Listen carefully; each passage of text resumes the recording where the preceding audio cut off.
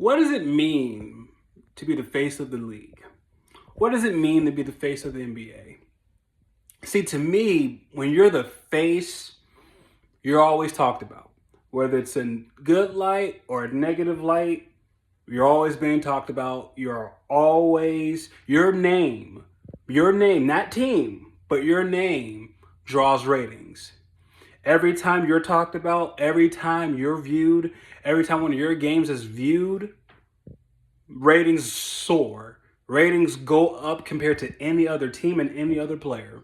When you're the face of the league, everybody outside of America knows you. Hence, LeBron, MJ, Steph. Like when you're the face, that's who the league markets to everybody. Like, hey, if you want to see somebody, so you came to see LeBron, you came to see MJ, you came to see Steph, you even came to see KD.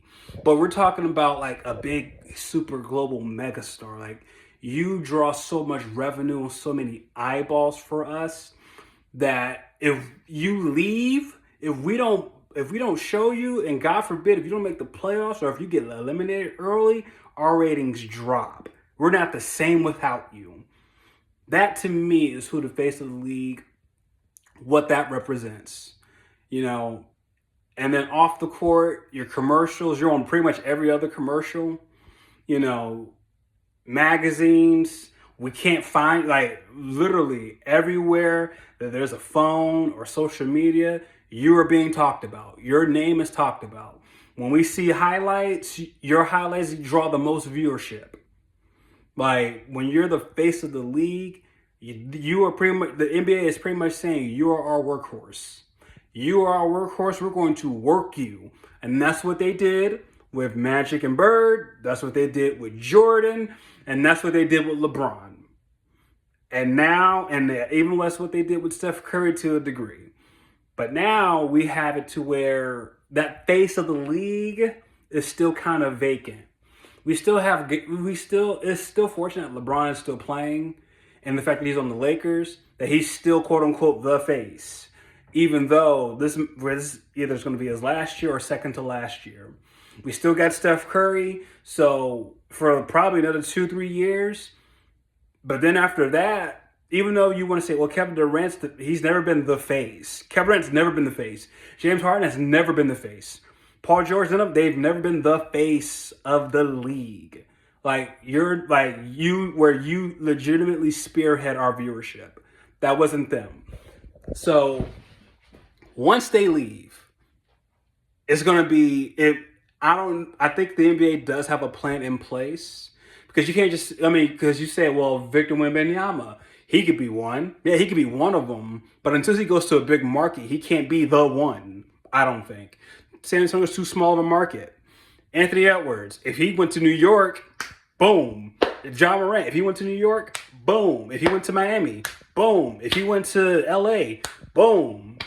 Big markets drive legitimately. Or Chicago, boom. Derrick Rose, before the injuries, was getting pushed as one of, if not the face of the league. Because again, his style of play, but two, look at the market he was in.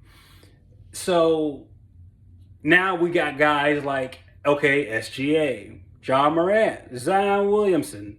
I already said SGA. Cade Cunningham. Who else is like legitimately like when you're like the common fan, not the basketball nut, but the common fan. Like if someone never really truly watched a game like that, they would still know who LeBron James was. They would still know who Steph Curry was. Like, your name has to have that type of reach. I don't think SGA has that just yet. I know Ja has that right now still. I know Ant-Man has that to a degree. But it's still LeBron and Steph. Maybe Tatum is still getting up there. But for some reason, the machine is still not quite backing him all the way just yet. Not yet. And now because his Achilles tear, there's going to be a minute till we actually see him on the floor. So I truly believe that when you talk about who can be the next face, like the face, if Ant-Man doesn't move or doesn't get it together off the court, if Zion does not get it together off the court, I think, well, I don't think whatever Zion does, unless he goes to New York, maybe, unless he goes to New York or maybe Chicago or LA, I don't think he's in the running anymore. He's missed too many games, missed too much time, and he's been messing with too many hoes. Let's be honest. He's just been messing with too many hoes, and they've been messing up his business off the court. So I think the guy legitimately next in line is not Tatum. It would be SGA. SGA, he has the style of play that kids love. I believe he doesn't dunk like that. He doesn't have the highlight reel like athleticism the way a John Morant does. But SGA, he has the swag. He has a stable off the court. He's very stable off the court, and on the court, he's fun to watch. It's a joy to watch him play. But again, I am a basketball craze. I am a basketball lover. The casual fan might not know too much about him because again, he's an OKC. But I do believe he can be like that LeBron Cleveland type or KG type, to where if he can get to the market, and then Giannis too. If Giannis can get to a big market, he can legitimately be the face of the league for a good 3-4 years because he is 30 years old. When you're 30 years old, I don't know how much time you have left in your prime, but at best it's legit probably 4 more years of you being like at your absolute athletic peak. But I think SGA, because again, he has the MVP now. He has the All-NBAs. He has all the All-Stars. He won the scoring title. Like, he is in perfect position to where next season, he'll get all the TV market games. He'll get all the national TV games.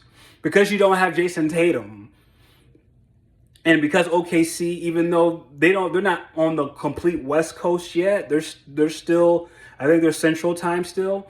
They can push a lot of OKC games on national television to where even if it's like, well, we don't know about them. They didn't have that many national televised games this year. They definitely will next year if they perhaps win this NBA Finals, which I believe they will. So that being said, I think SGA is in a prime position to be the next face of the league, but that remains to be seen. He has to win it. He has to win it all now.